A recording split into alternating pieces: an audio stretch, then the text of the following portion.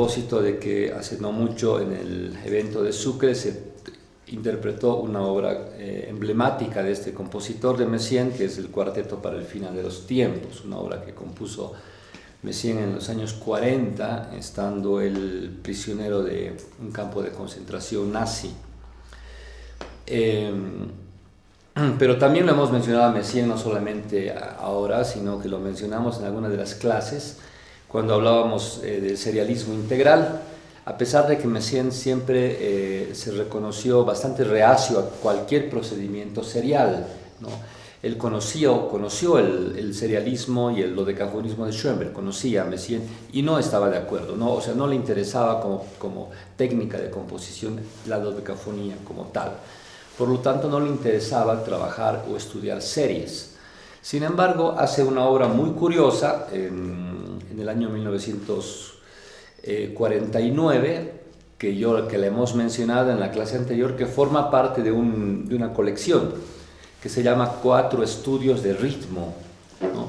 Donde hace unas pruebas y la más impactante es la que hace en la segunda pieza, que es la que se denomina modo de valores e intensidades, que la hemos visto someramente, sin mucho detalle, ni hemos entrado al análisis de la obra, donde él lo que hace es establecer diferentes niveles de parámetros organizados por niveles, ¿no? Él llama modos. ¿Por qué llama modos Messiaen? Porque Messiaen fue un estudioso del canto gregoriano, de los modos antiguos, de los modos rítmicos de la Edad Media, estudiaba mucho eso, además del canto de los pájaros, además de que era un entendido en cuestiones teológicas, era un gran organista, hasta su muerte fue organista de la Iglesia de la Trinidad en París. Pero además de esto, bueno, un gran maestro de composición y de armonía en el Conservatorio de París. Cuando salió del campo de concentración de Görlitz, él fue contratado como profesor de armonía del Conservatorio de París, pero él daba clases de composición en su casa, eran clases privadas de composición. Privadas, se dice, pero no les cobraba a sus alumnos. Además, él decidía a quién quería dar. O sea, no se le podía pedir que ser alumno de él, sino que él decía tú. Marcaba a sus alumnos y él los señalaba y ellos iban a pasar clases a su casa. No había horarios, habían días, sabía cuándo iban a empezar la clase, pero nunca cuándo iban a terminar, porque analizaban obras, se quedaban hasta lo que él considerara que era necesario. Pero un estudioso de la teología, ¿no? y de los modos antiguos, él decía, por ejemplo, que el canto gregoriano todavía estaba incompleto, que se podía todavía seguir pensando que el canto gregoriano fuese una fuente de creación actual, contemporánea, ¿no? Entonces de ahí es que él hace una serie de experimentos dentro de estructuras modales e inventa, por ejemplo, a nivel melódico, inventa modos. Algunos modos no es que los inventa, pero los pone en su sistema. Por ejemplo, el modo hexatónico de tonos enteros, ¿no? Ese es el primer modo que él tiene, es el modo tonos enteros. Hay otro que es el modo octatónico, que es el que tiene dividir la octava en 8 partes. Es un modo interesante que está constituido por tono, semitono, tono, semitono, tono, semitono. Hay un modo nonotónico. Bueno, hay un grupo son 7 modos, si no me equivoco, los modos que él establece, y en base a eso arma su vocabulario sonoro, porque de esos modos tienen sus propios acordes, tienen su propia melodía, y uno podía modular, digamos, de un modo a otro, ¿no? Él los llama modos de transposición limitada, porque él decía que lo interesante de una escala y de un modo a nivel melódico, y después él habla de modos rítmicos también, era la imposibilidad de ser transportados a todas las notas, ¿no? Él decía que hay un encanto en las imposibilidades, decía Messiaen. Entonces, por ejemplo, un modo hexatónico, el de tonos enteros, en el piano solamente existen 2 posibles transposiciones del modo de tonos enteros, solo puedes transportar 2 veces, ¿no? 2 veces. A ver, voy a tocar a que me salga el enfoque de la cámara, pero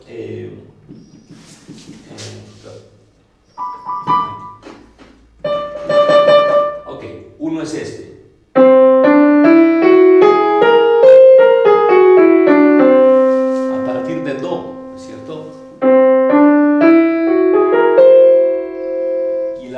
transposición es a partir de do sostenido.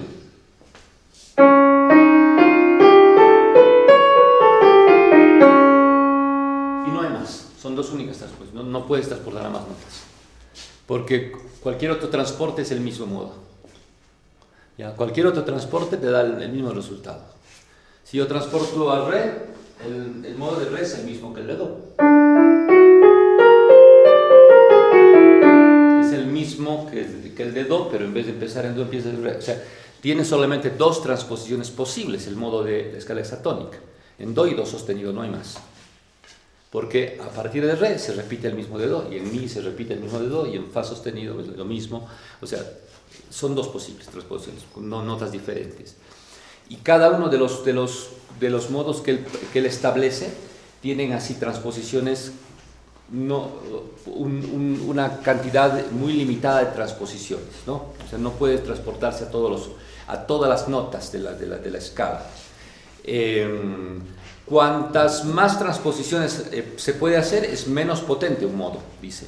Cuantas más posibles transposiciones se puede hacer de una misma estructura modal, es menos interesante. Por eso los más interesantes son los que tienen... No utiliza mucho el modo hexatónico Messiaen, porque él dice que ya está demasiado utilizado y que en el caso del impresionismo y con Debussy se ha usado mucho y se ha abusado de esas escalas por tonos. Sobre todo él utiliza el segundo modo, que es el modo de 8 notas, y el modo 3, que es el de 9 notas, ¿no? Son los que más utiliza, pero él tiene 7 modos distintos, ¿no? No era el caso, lo menciono de pasada, tal vez, no sé, entre algunos de los temas siguientes quizás se podría hacer un poco más detalle en alguno de los videos próximos, de las próximas clases, pero es muy interesante el sistema de Messiaen. Pero no solamente eso, sino que esta idea de transponer los modos a diferentes notas con un resultado, o sea, cuando el resultado es diferente se puede transportar, pero cuando hay un momento en que se repite siempre el primero, entonces ya no hay posibilidades de más transposiciones porque el resultado siempre es el mismo. Eso mismo lo lleva al nivel de los ritmos. Entonces él habla de ritmos, por ejemplo, él tiene una colección de ritmos, fue un revolucionario del ritmo, eso les comentaba aquí a Jaime y a Marcelo hace rato. Messiaen tiene a nivel rítmico es un revolucionario, o sea, las teorías rítmicas de Messiaen no se habían visto desde la Edad Media, ¿ya? O sea, no se avanzó en esa medida en la historia desde el Ars Nova. Quizás Stravinsky haya sido el que de un poco haya mostrado, haya planteado ciertas ideas rítmicas bastante novedosas antes de Messiaen, pero bueno, Stravinsky es poquito más viejo que Messiaen. Messiaen nace en 1908, Stravinsky nace en 1982, ¿no? Era unos 30 años más joven que Stravinsky, o sea, una generación distinta. Pero Messiaen, en esto de las limitaciones del material, que eso le parece lo interesante, que el material sea limitado, que no sea ilimitado, sino que sea limitado. Pero eso coincide también con el propio Stravinsky, que Stravinsky era, como decía mi maestro, decía, él tiene un mundo de autolimitación. Stravinsky consideraba que la libertad del compositor es tener límites. Un compositor sin límites, que no se pone límites, está atrapado en un callejón sin salida, o sea, parece una paradoja, ¿no es cierto? Cuantos más límites tengo, dice Stravinsky, soy más libre. Por eso Stravinsky decide, por ejemplo, trabajar con 7 sonidos, su música es diatónica, él no entra al cromatismo, Stravinsky no es cromático. Claro, pero uno dirá que en la consagración de la primavera hay este acorde en la consagración. Cuando hacen la danza de los adolescentes, hay una especie de clúster, pero no es cromático. Lo que Stravinsky, como una de las técnicas también que Stravinsky abordó, que no fue solo el único que abordó esa técnica, hubo otros compositores, fue el politonalismo, la politonalidad, ¿no? Es decir, trabajar con diferentes modos o escalas al mismo tiempo, pero individualmente. Aquí lo que Stravinsky hace es mezcla un acorde de mi 7 con este acorde, con mi bemol, o él dice, en la escritura de la partitura, dice mi bemol contra fa bemol 7, o sea, mi 7, ¿no? Entonces, claro, lo superpone y parece que es cromático, pero es un mi bemol contra un mi 7, ¿no? Pero el mundo stravinskiano es diatónico, o sea, él piensa siempre en diatonismo, no piensa en cromatismo, a diferencia de la escuela de Schoenberg, ¿no? De todos los vieneses, del dodecafonismo, que es una consecuencia de la supercromatización, de la hipercromatización del romanticismo. Esa es la fuente que termina en Schoenberg, ¿no? Schoenberg es una prolongación del cromatismo romántico. Stravinsky corta eso y se va al mundo modal, al mundo folclórico, que es donde todo es más pentatónico, diatónico, etc. Pero crea un vocabulario nuevo cuando empieza a juntar modos al mismo tiempo, ¿no? Y si uno escucha cromatismo en Stravinsky, no es porque piense en el cromatismo, sino porque junta raíces,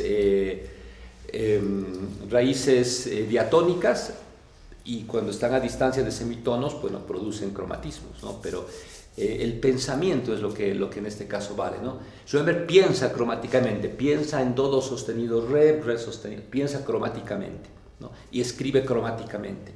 Stravinsky piensa diatónicamente, no piensa cromáticamente, y junta estructuras diatónicas y produce sensaciones cromáticas, ¿no?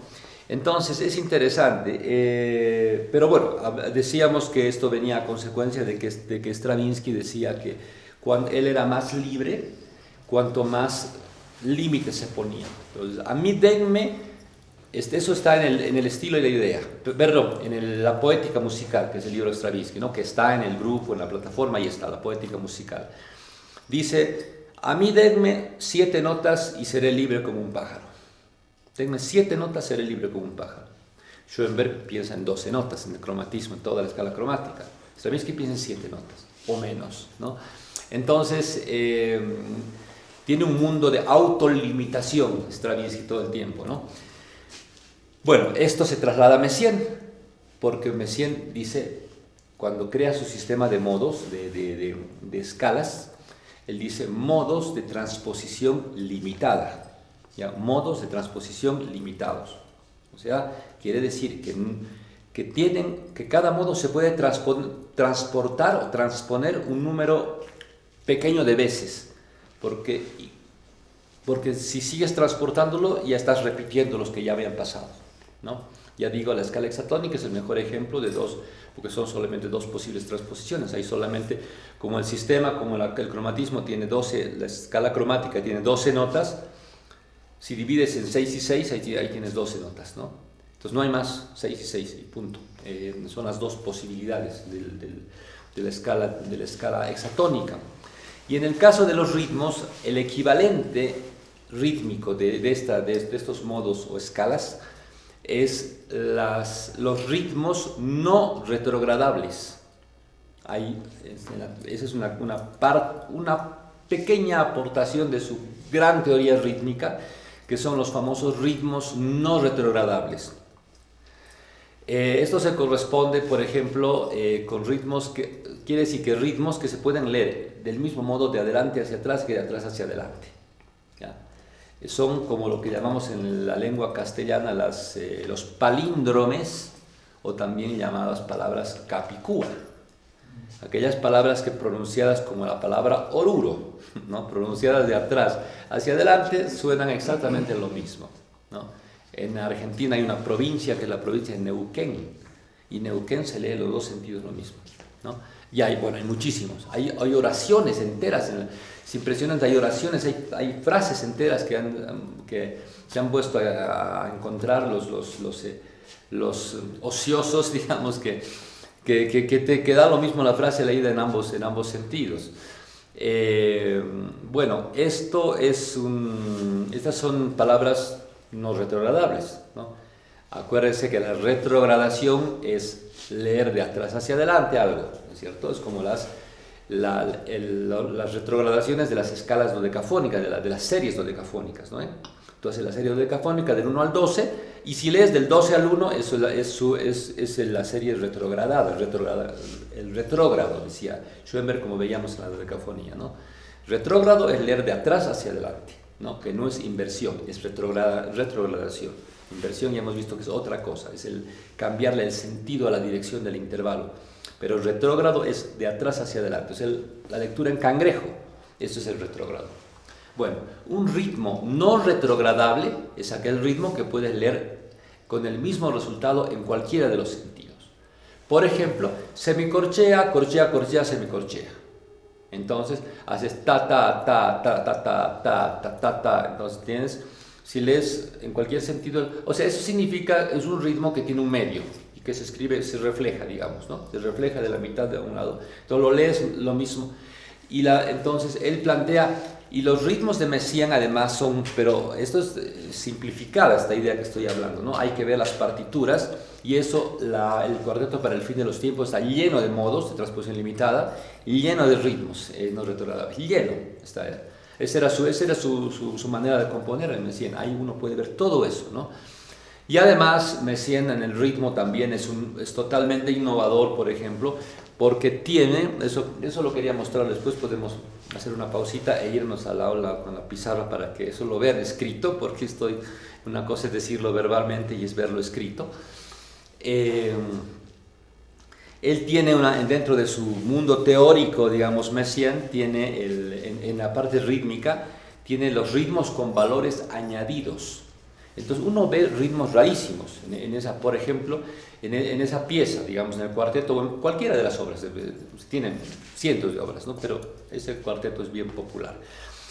Por ejemplo, uno ve muchas veces ritmos siguientes: corchea, semicorchea. Entonces uno dice, la primera impresión que te causa al ver corchea, semicorchea en un grupo es que le falta el puntillo, ¿cierto? Porque sin puntillo, corchea, semicorchea, ¿no? Sin puntillo. Y uno dice, está mal escrito, le falta un puntillo, porque no hay un ritmo que sea... o por ejemplo, qué sé yo,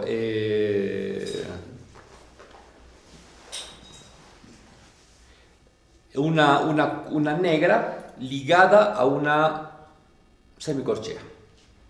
¿No? No hay ningún, o sea, no hay porque si le pones puntillo a una negra no da una semicorchea, da una corchea más, ¿no? Si a una negra le pones puntillo, una negra con puntillo es una negra más una corchea, esa es una negra con puntillo. Pero no hay un ritmo en la notación normal que te dé negra ligado a una semicorchea solamente, sin completar lo que queda, o sea, sin completar la corchea con puntillo que faltaría, digamos, para que sea dos tiempos, ¿no? Entonces, claro, entonces ¿cuál es el principio? Pero además esto está apoyado en rítmicas hindúes que él había estudiado, porque él se metió a estudiar la rítmica hindú y a estudiar los ragas y las fórmulas rítmicas de los hindúes y los metros griegos también, que eso también lo comentábamos hace rato. Entonces,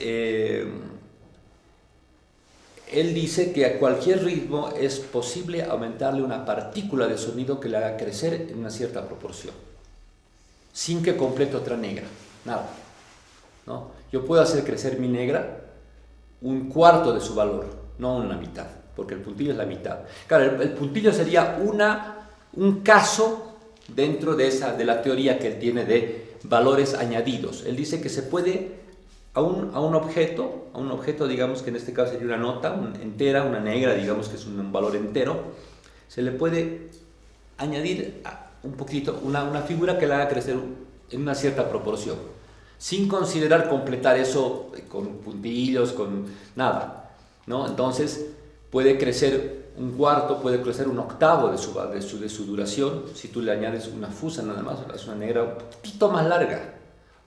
poquito más larga con una semicorchea añadida, un poquito más largo y a puntillo normal, pero puede ser más largo todavía, o sea, ese valor añadido puede estar reflejado tanto con sonido como con silencio, ¿no?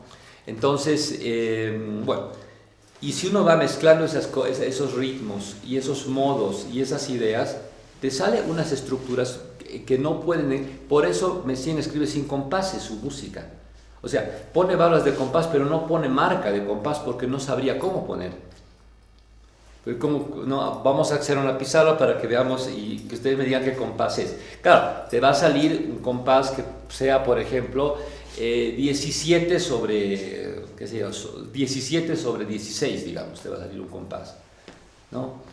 En algunos casos, compases rarísimos, ¿no es cierto? Hay compases que te van a salir 33 sobre 8, sobre 16, sobre 32, cosas por el estilo, porque si uno va añadiendo figuritas a los valores que tiene, entonces ¿cómo lees? Por ejemplo, tiene muchos grupos que se verían de esta manera, se verían en vez de ser corchea, corchea, dos corcheas que suman a negra, puede ser corchea, corchea con puntillo, ¿no es cierto?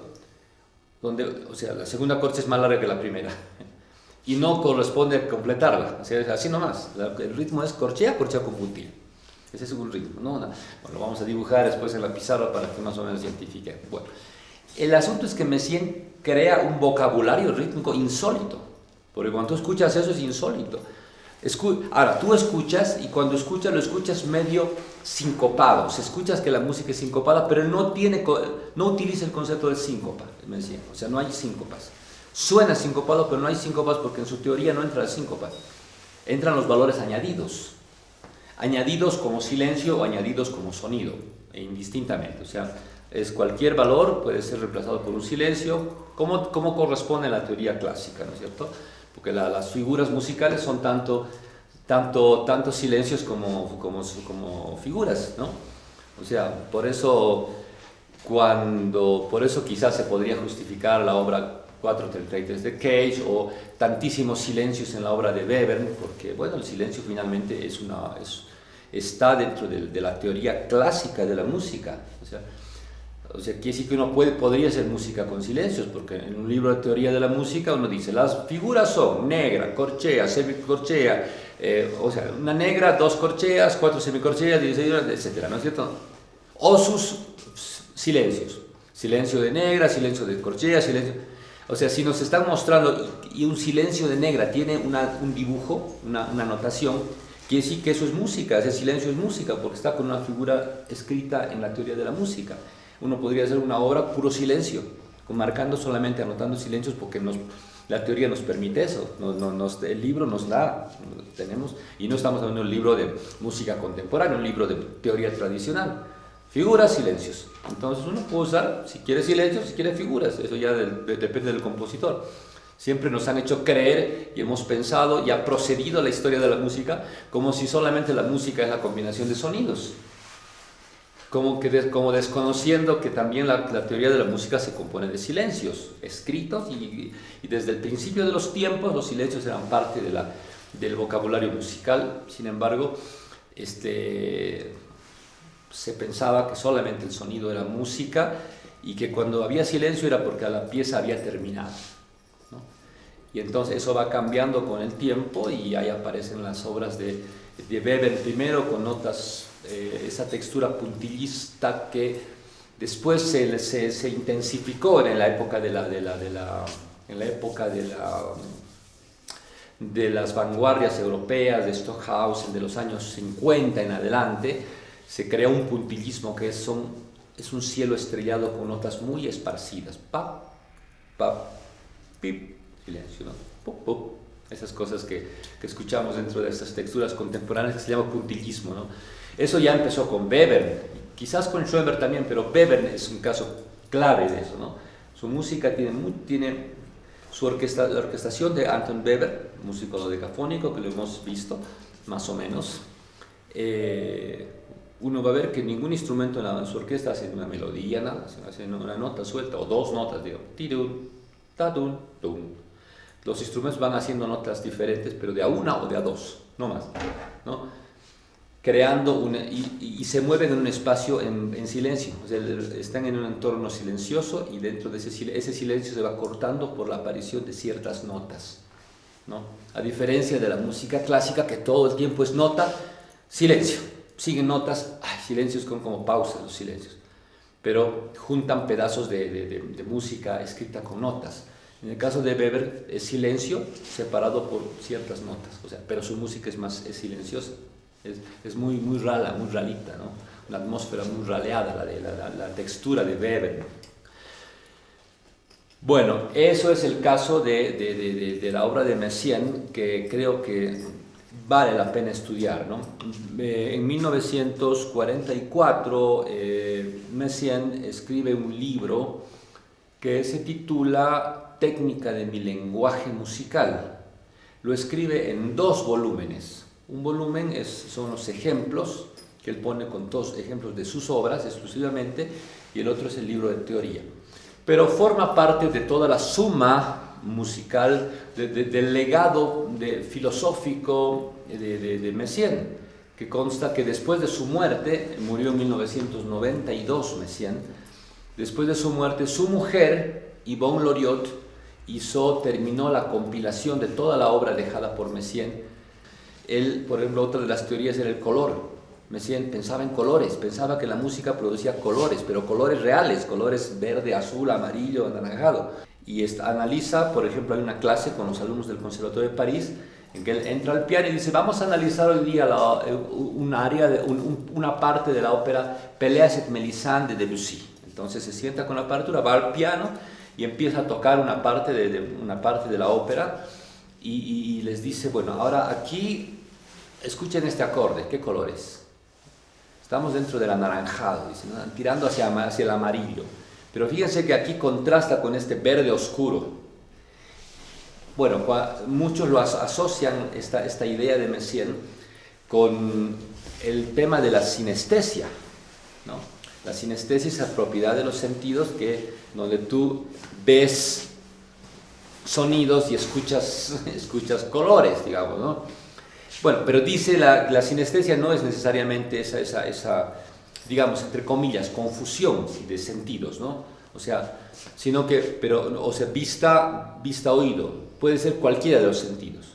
Además, él se dedicó al estudio de la teología, era un experto en la Biblia y en temas teológicos, era experto, ¿no es cierto? Se conocía de punta a punta. Además, por eso toda su obra tiene que ver con temas bíblicos, le encantaba la escatología, por eso está el Cuarteto para el Fin de los Tiempos. Estudiaba mucho eso y escribe un libro, un tratado sobre esto. Se interesó por los pájaros, hay un tratado de ornitología que él hace desde el punto de vista musical, pero clasificación detallada científica de los pájaros. Tiene una obra que se llama Pájaros Exóticos y otra obra que se llama Cantos de Pájaros, y son piezas para piano. Y cada pieza de piano está con un nombre científico del ave que va a poner, y todos los cantos del ave están en una pieza para piano, transportadas al piano, y además hay toda una descripción, digamos, de todas las características del ave, ¿no? sus costumbres, su alimentación, dónde vive, mapas de dónde está, de dónde se encuentra. O sea, era un personaje muy polivalente, polifacético, en fin, ¿no? Muy interesante, y su música es así, ¿no?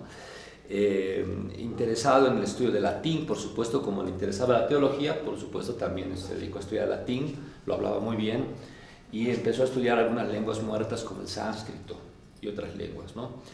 Entonces es un tipo muy particular, ¿no? Muy particular, un gran maestro, y que justamente, pero todo esto a raíz del serialismo integral. A él no le gustaba, o sea, no tenía nada que ver con el serialismo, sin embargo es el padre del serialismo, porque con esta obra de modo de valores e intensidades establece niveles, organizaciones de notas ligadas a ritmos, ligadas a dinámicas, ligadas a articulaciones y todo eso, y eso fue lo que motivó a Boulez, a Boulez y a Stockhausen, principalmente, también a Luigi Nono, a algunos otros italianos.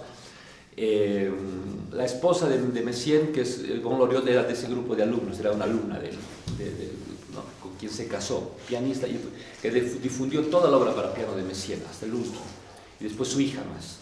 Entonces, la obra de Messiaen tiene 7 volúmenes, se ha publicado, es una especie de enciclopedia con diferentes temas, no solo música, hay pájaros, hay un estudio de la teología, de la escatología cristiana, hay otro libro sobre ritmos, hay otro libro sobre colores, hay otro libro sobre el uso de orquesta, la orquestación, así es una cosa de 7 volúmenes, que estaban publicados en francés, que se publicaron después de la muerte de él, ¿no? Que hizo la mujer de Messiaen, hizo la publicación. Pero bueno, fue el impulso, fue el que finalmente dio el puntapié inicial para los serialistas. Y él después se apartó completamente, nunca más volvió a hacer algo así, fue una sola pieza que hizo. Ah, ese es el Sibelius Ultimate.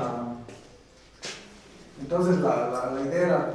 Ya, entonces va a explicar como estamos filmando, va a explicar... ¿Han hecho todo? ¿Es tu pieza o es Yo he ido complementando, esa es la parte más okay. intensa, a mí me gusta más la parte melódica, entonces.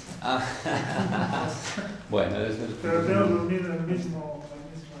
Y hay muchas notas. Solo las 8 notas. Ahí hay muchas notas.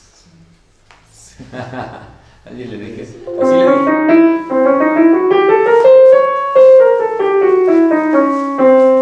Ese Bueno, la idea era tener digamos, un punto en el que nos relacionemos, que era la escala, y estaban unas piecitas que hice, son 4 cortitas. Entonces sobre la presentación tenía que ser que la toque en piano, la interprete, y luego teníamos unos sintetizadores que estaban en unas mesas. Entonces gente que esté en el público pasaba y tenía un mapa que decía lo que tenían que hacer en el sintetizador, que son como estas cartillas. Las cartillas donde están entonces hay una instrucción que les dice cuál de las perillitas tienen que mover. Son perillas. Sí. Son perillitas o los fades, entonces van moviendo según la instrucción que se les da. Entonces la instrucción es como una línea de tiempo donde mueven. Perdón, una pregunta, pero la partitura es eso más eso. Sí, eso más eso. Sí, son 2 cosas. Ya, y eso, pero hay un pianista que toca eso, que no necesita tener esa persona. El pianista no lo necesita. No, sí, pero necesita tener un buen oído. Porque luego puedo estar escuchando lo que está haciendo el sintetizador y salto a una de las ¿Y dónde está explicado dónde tiene que saltar?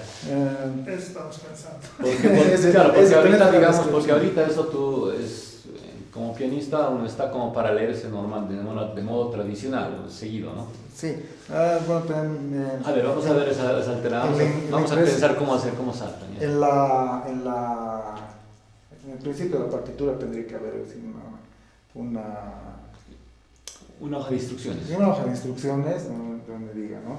Entonces, están las cartillas, y debajo de las cartillas escrito mover tales parámetros de más a menos, o 25% menos. Pues, tú dices que eso lo hace cualquier persona. Cualquier persona.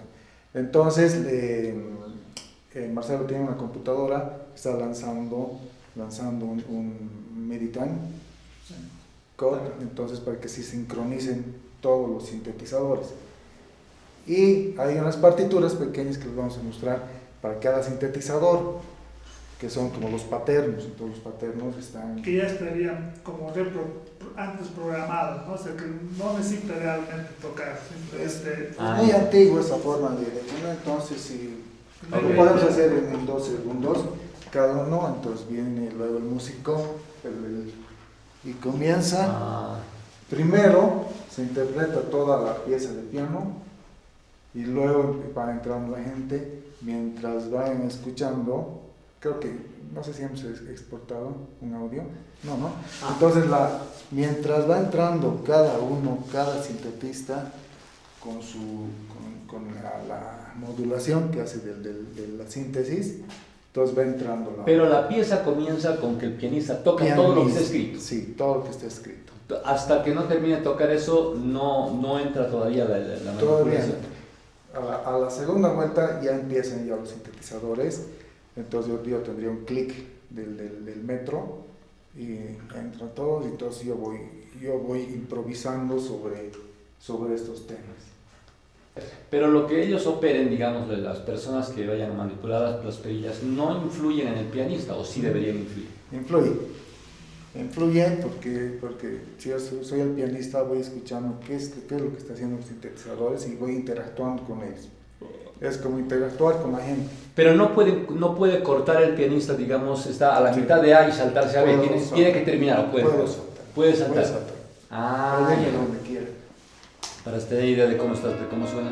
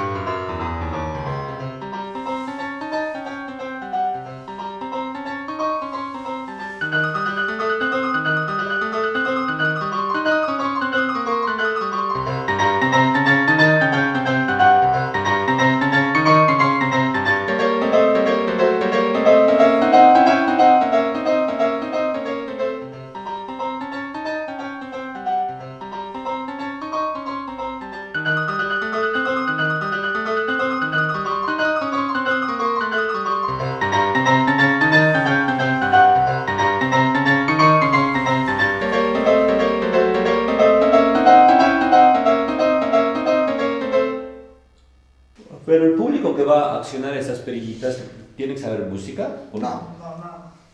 Entonces eso es lo que más o menos se pensó en romper, que no siempre todos los que están estudiando música van a entrar a tocar. A ver, es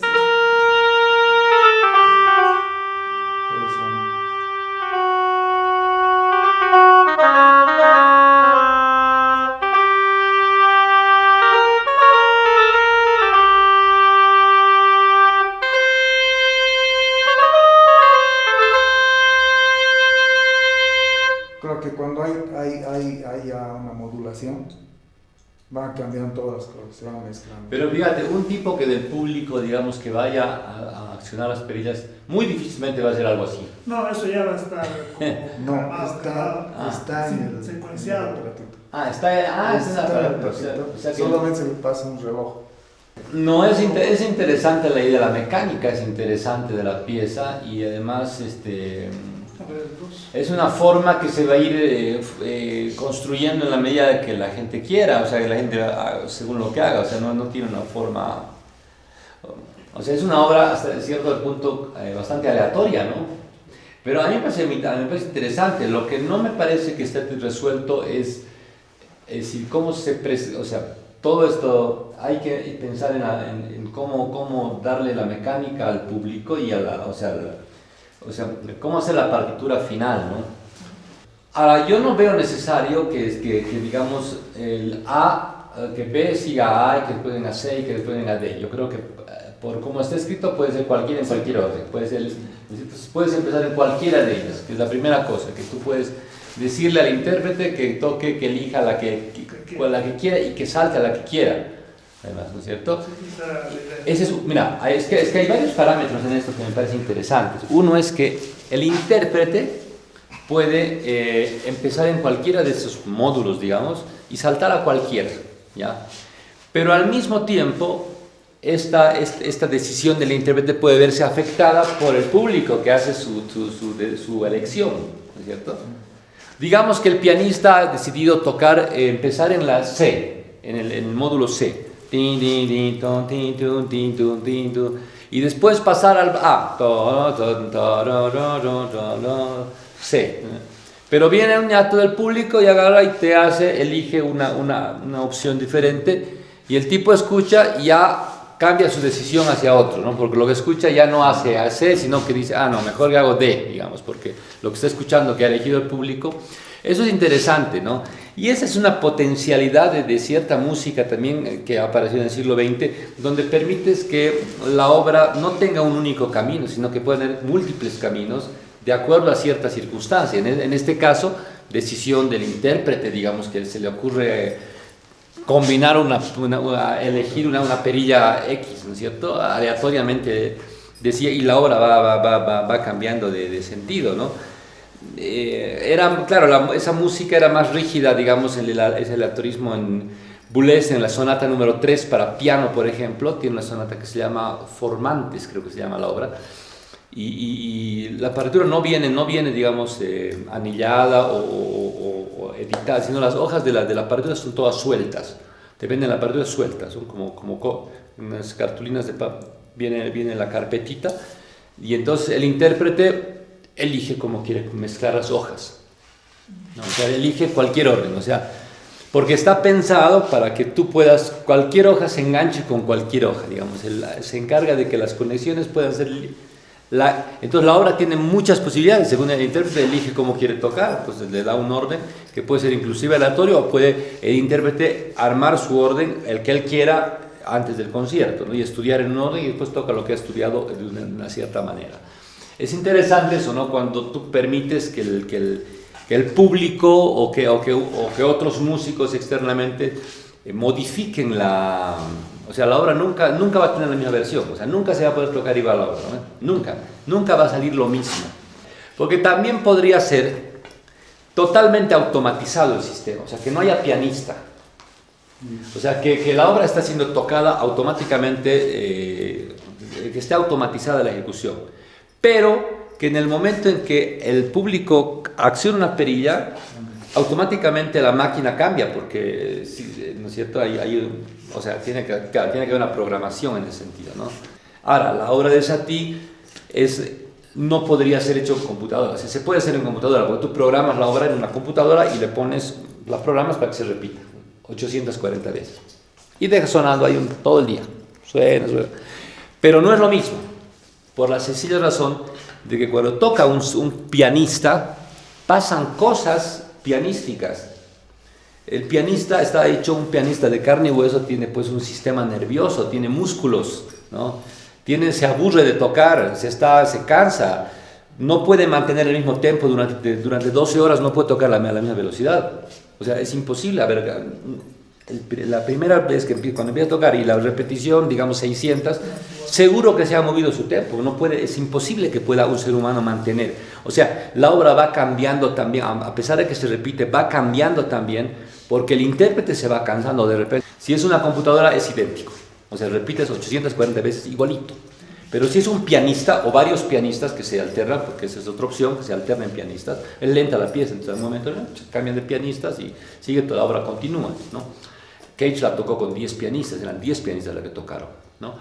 Pero ahora hay grabaciones en YouTube donde hay un pianista que se manda 12 horas, 14 horas de una obra, un tipo tocando, está grabado 14 horas en el YouTube, ¿no? ¿Cómo hace el pianista? Yo decía, ¿no? ¿cómo cuenta? O sea, ¿cómo rayos cuenta? Estás tocando una vez, 2 veces, 90 veces.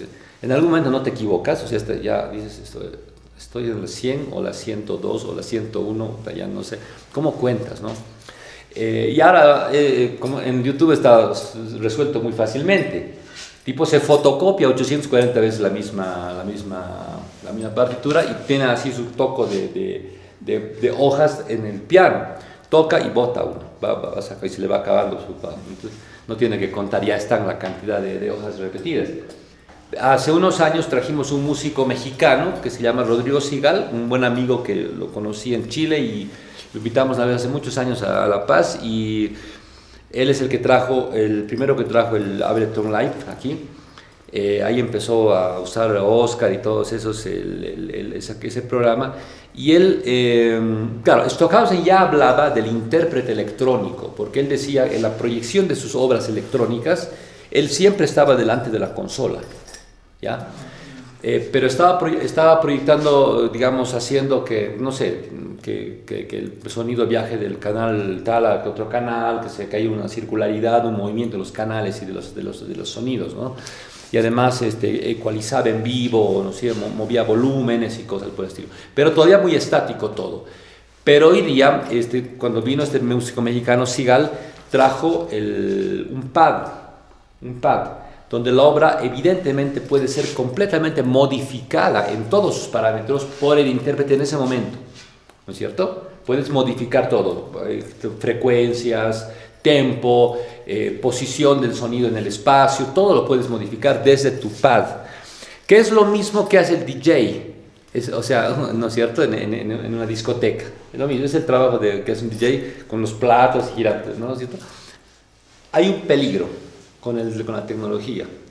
El peligro es que han aparecido muchos que realmente no son músicos y que en realidad hay tantos recursos tecnológicos que aunque tú no sepas música, no seas compositor, nada, haces programa, o sea, te metes a hurgar, digamos, el programa y dices, haces una obra y tú no tienes la menor idea de lo que está, o sea, no tienes idea de estructura, nada, pero tú puedes sentir, dices, esto le pongo, haces loops, creas esto, entonces el tema es, bueno, para nosotros por lo menos la idea es un poco que eso uno lo haga con cierta conciencia de generar, o sea, depende de qué sea para ti hacer una obra musical, o sea simplemente algo que sea escuchar sonidos y crear un panorama sonoro, no sé qué, transmitir algo, querer decir un mensaje, o sea, depende de qué es lo que tú quieres, ¿no? Eso va a depender mucho de eso, ¿no? Hoy día el compositor no es lo que pensaba Mozart en su momento desde el compositor. Hay algunos que no, o sea, Mozart era poner su firma. Ojo, y los medievales tienen otro concepto también diferente a Mozart.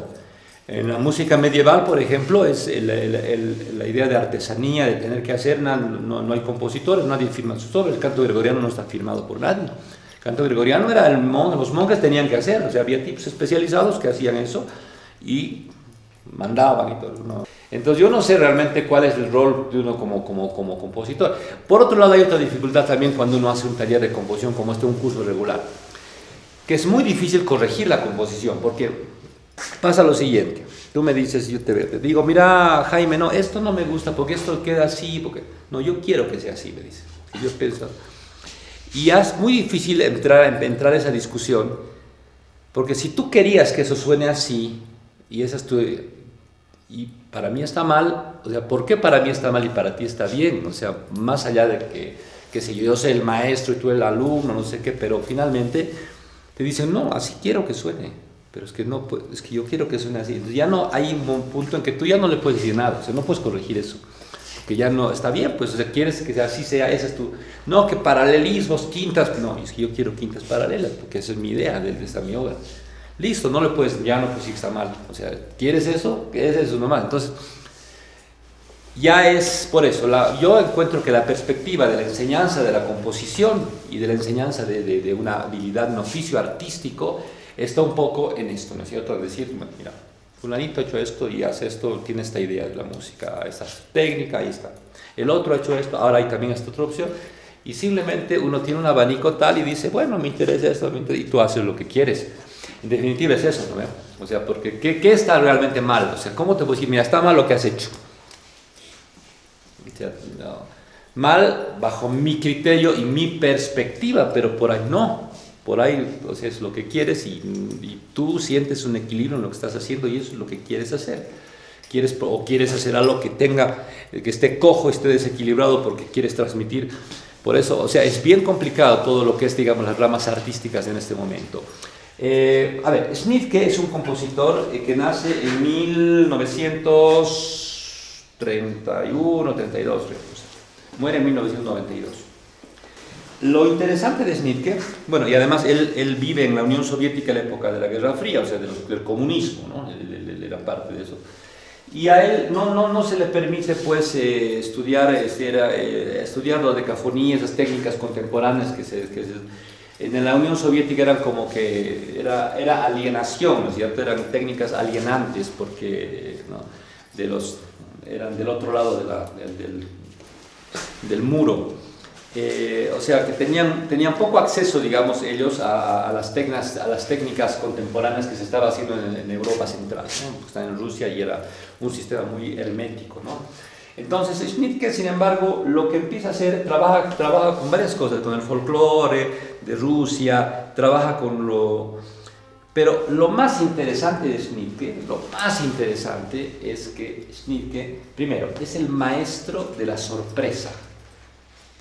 O sea, realmente, yo creo que siempre en la música un elemento importante es la sorpresa, pero bien puesta, ¿no? Porque, ya digo, pasa algo, digamos, pum, ocurre algo y uno se sorprende, ¿no? Pero si eso vuelve a pasar después y sigue pasando, hay un momento que ya te sorprende.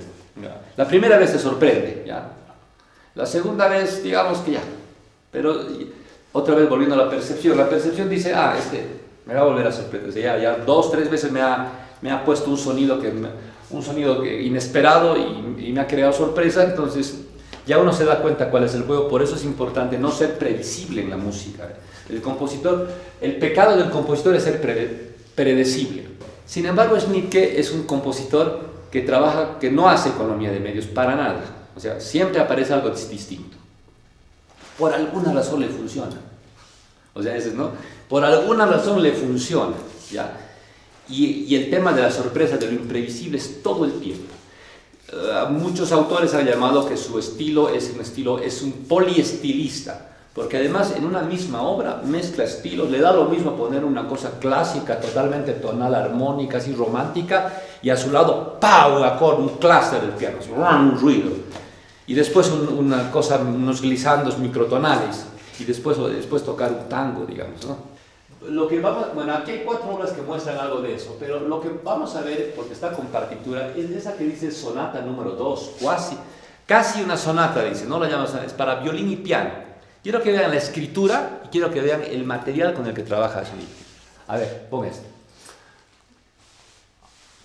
Debería estar con partituras, a ver.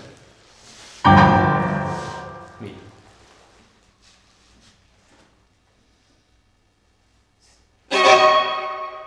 Silencios larguísimos, demasiado largos.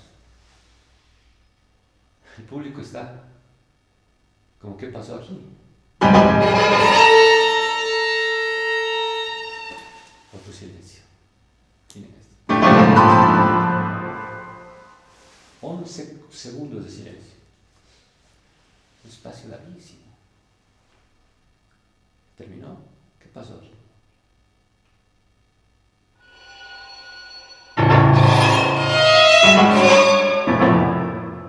La escritura entre violín y piano ocupa el mismo espacio. Miren la mancha abajo, no tiene nada que ver con...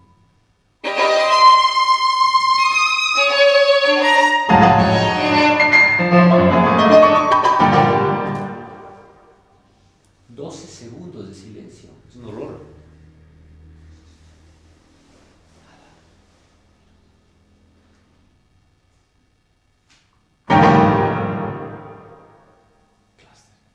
Silencio de Fusarill.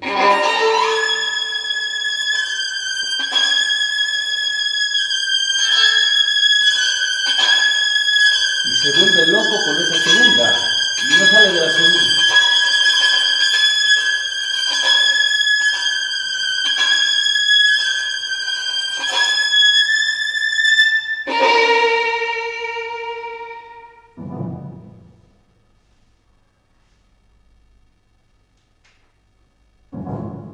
compás, es una fusa.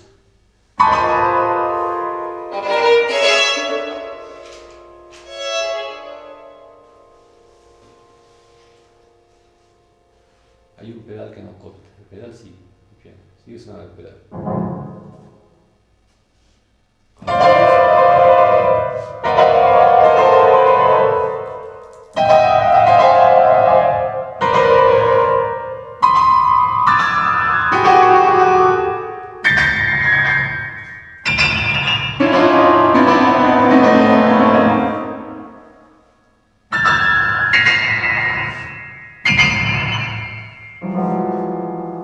Tercera.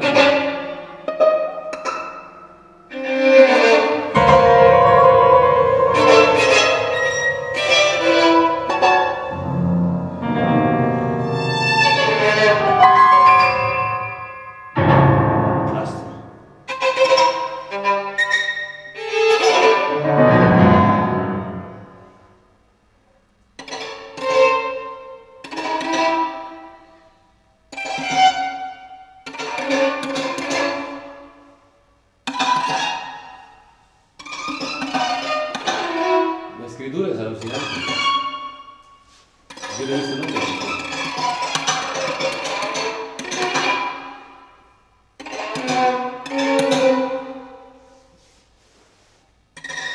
Es como si el personaje estuviera loco, ¿no?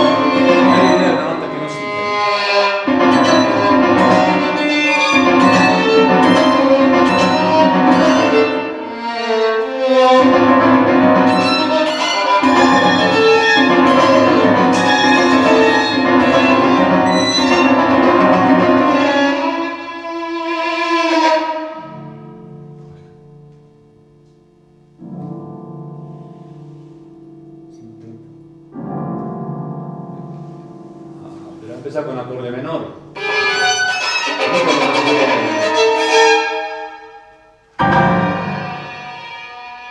Es un acorde de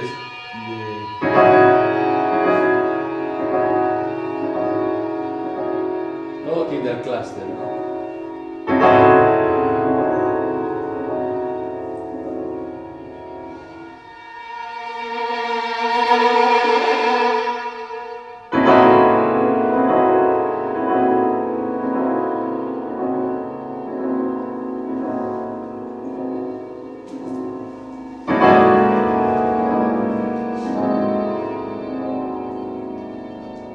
Eso es escritura inventada de que un vibrato irregular, ¿no? Mira su vibrato.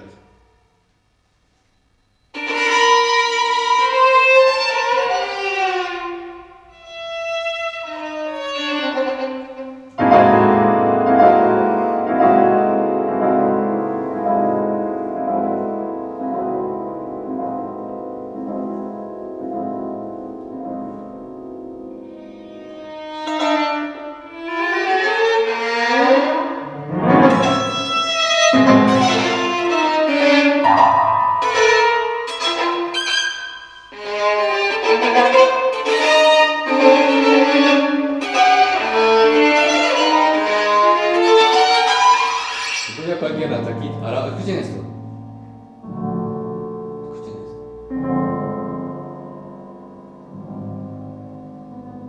Estos ya no son clústeres, son acordes mayores y menores.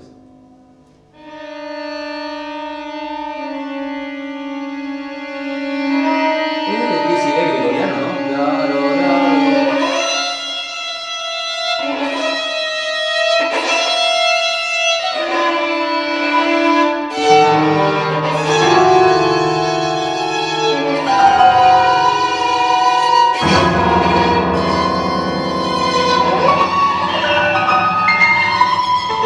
Cambias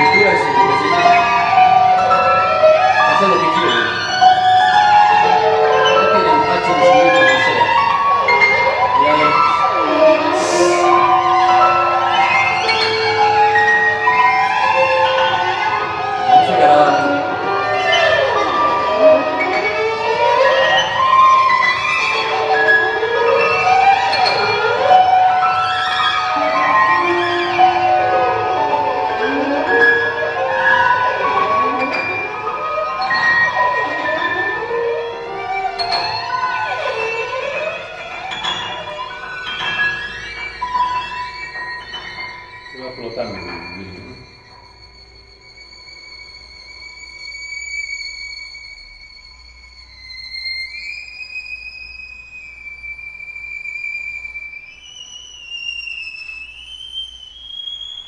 Eso ya está sobre el puente prácticamente.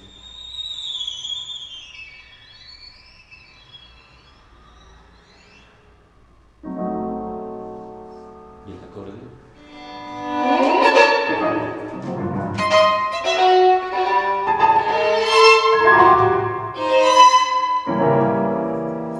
Un acorde serio disminuido.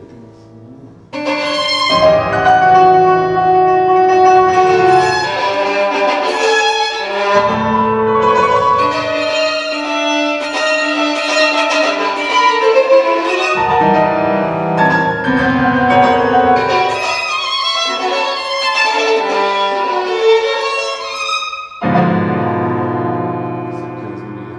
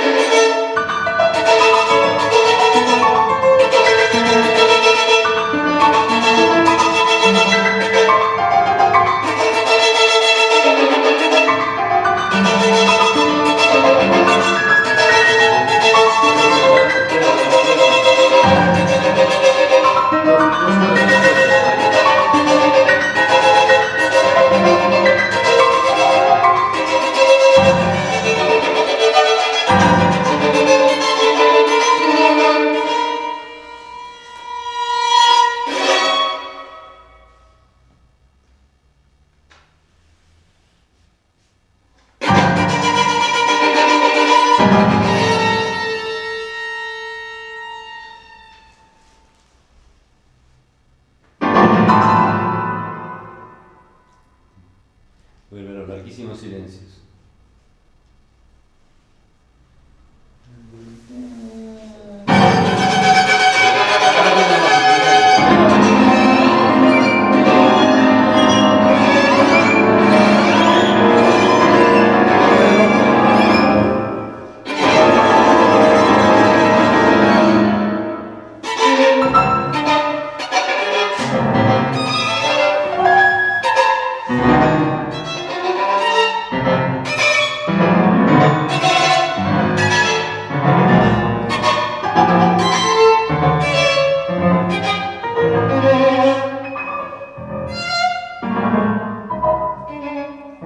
Sus flechas, ¿no? Para ver qué viene primero, qué viene después.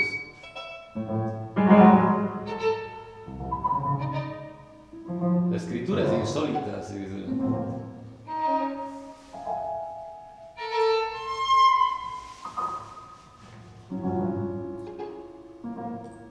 El piano comparte la línea con el violín.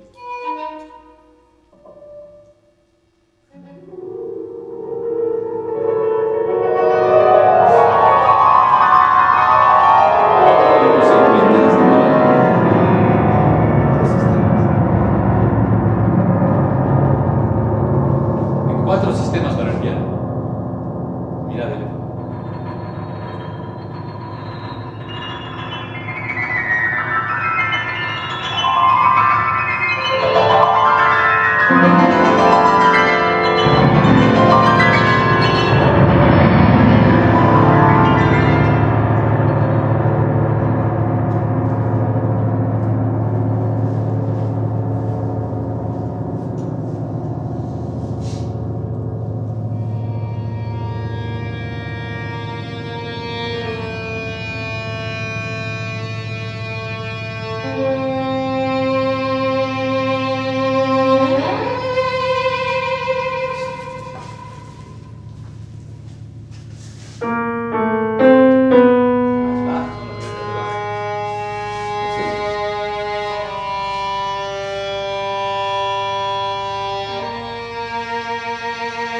Vean, si bemol, la, do y si natural.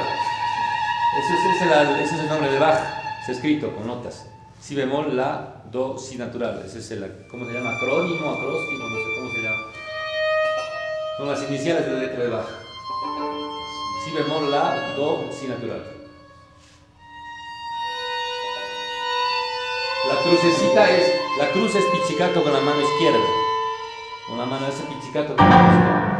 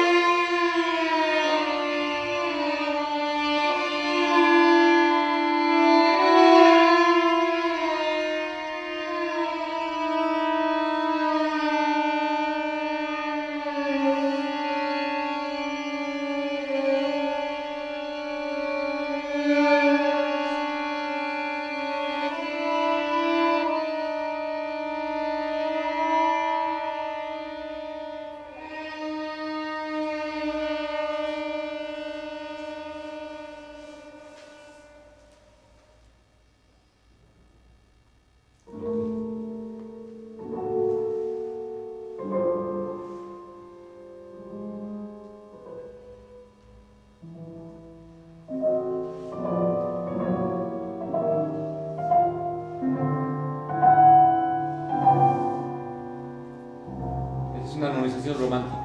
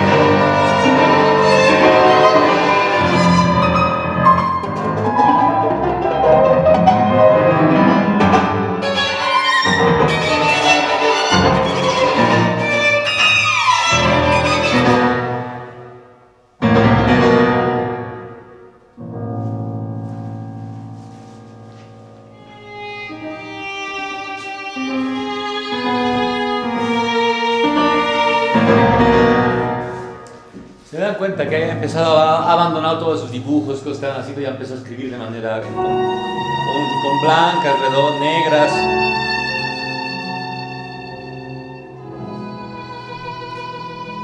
Y empieza a sonar más consonante.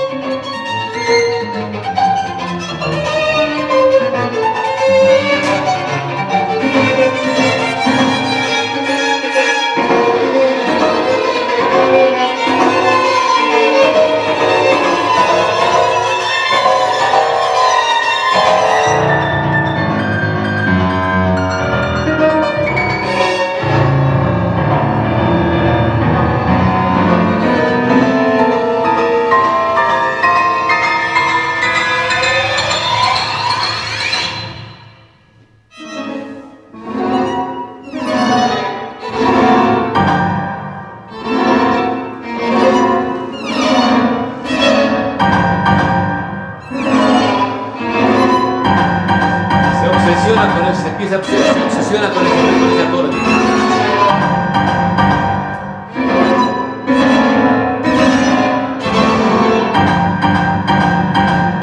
Se tranca y se queda ahí como no sale de eso. Un loco con el acorde.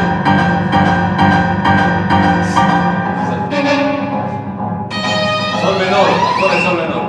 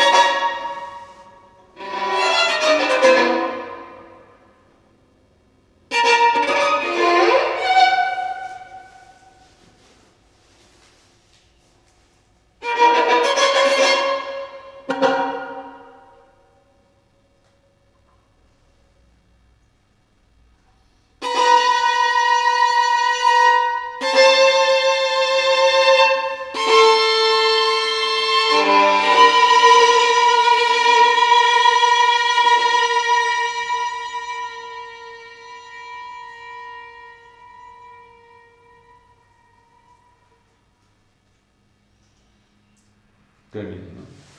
O sea, ¿quién puede explicar qué pasa por la cabeza de este tipo? O sea, ¿cuál es la lógica de esta pieza? ¿Cuál es la... ¿Toda su vida ha vivido en Rusia? ¿Qué? No, ha estado... No toda la vida. Pero, ahora una cosa, un detalle. Aquí está usando está usando este material.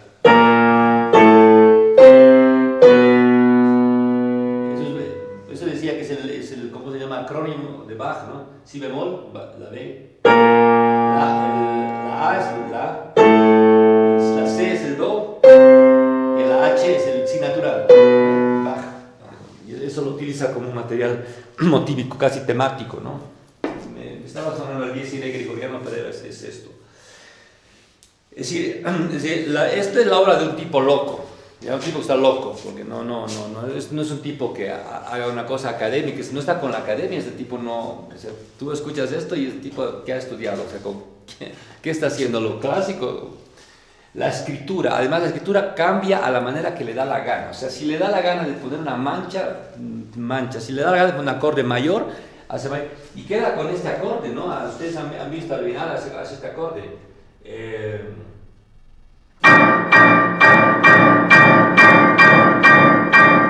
Se queda 3 horas con ese acorde, sin variación, además, es un acorde sol menor, después de haber hecho un relajo de clusters y haber hecho esas cosas, y después se queda, y después hace una cadencia tonal, hace acordes tonales, muy tonal, o sea, todo está mezclado en la misma bolsa. Agarra una bolsa y mete todo lo que se le antoje y lo revuelve como le da la gana. Es una pieza completamente desquiciada musicalmente. O sea, si uno quisiera hacer un perfil psicológico del autor de esto, dice este tipo hay que encerrarle un manicomio, porque no es lógico lo que hace. O sea, ¿cuál es el hilo conductor? O sea, además hay un permanente cambio, no hay un criterio de economía de medios, que yo con este poquito voy a hacer eso. No, todo está mezclado, metido en la misma bolsa y saca una cosa. Pero lo raro y lo que es impresionante en Schnittke es que finalmente es una obra que o sea, te atrapa. O sea, no es que tú digas, no, qué disparate, me voy. O sea, estás como que te tienen tensión. O sea, tú estás viendo a ver qué más va a hacer. O sea, a la vuelta de cada esquina hay una sorpresa, ¿no? Sorpresa tras sorpresa, tras sorpresa, tras sorpresa, y no se terminan hasta que termina la pieza, no paran las sorpresas. O sea, es una obra completamente sorpresiva, pero algo tiene que es un imán. Es tan interesante la obra que no puedes tú dejar de estar presente en la obra y de estar atento, ¿no? La escritura es completamente fuera de cualquier canon de escritura. Esta obra no sé de cuándo es, debe ser de los años 70, ya debe ser de los años 70. Pero no se asemeja a la escritura de Stockhausen, de Boulez, de los contemporáneos, o Schroeder, no se asemeja a eso, o sea, no es nada que ver. Tampoco o sea, no se asemeja a nada, al rato, o sea, hay un momento que hace una armonización que podría estar hecho por Liszt, por Rachmaninoff, no sé, hay unos acordes que son medio románticos, de pronto hay acordes menores en medio de los dibujos que hace, abre el piano en 4 pentagramas y hace se inventa unos dibujos así súper extraños que podría ser un cuadro que yo cuelgo en mi pared, ¿no? Porque se ven interesantes. O sea, es decir, ¿cuál es la perspectiva de la unión? Y por eso estamos con las otras obras, digamos, son obras grabadas. Hay mucho de Schnittke ahora en el internet, pero esta cosa de la mezcla ha terminado siendo un estilo propio de él, ¿no? Hay unas piezas que son un poco más folclóricas, tiene de todo, ya, tiene de todo. Hay una cantata que es la que yo... esta es parte de una cantata basada en el Fausto de Goethe, ¿ya? Es una cantata para coro, solista y orquesta, pero este número es impresionante. La cantante que canta utiliza una manera de emisión vocal que podría ser una chica que canta en un cabaret nocturno, ¿ya? Entonces, en medio de eso hay un tango, es una cosa muy extraña. A ver, pero quiero que vean la expresión, o sea, para que se den cuenta que Schnittke estaba completamente loco, ¿ya? A ver, pon eso más, aunque no veamos todo completo, pero... ¿Estaba loco? Estaba loco. Fíjense, es un número de la cantante. Es una temporada, una vez.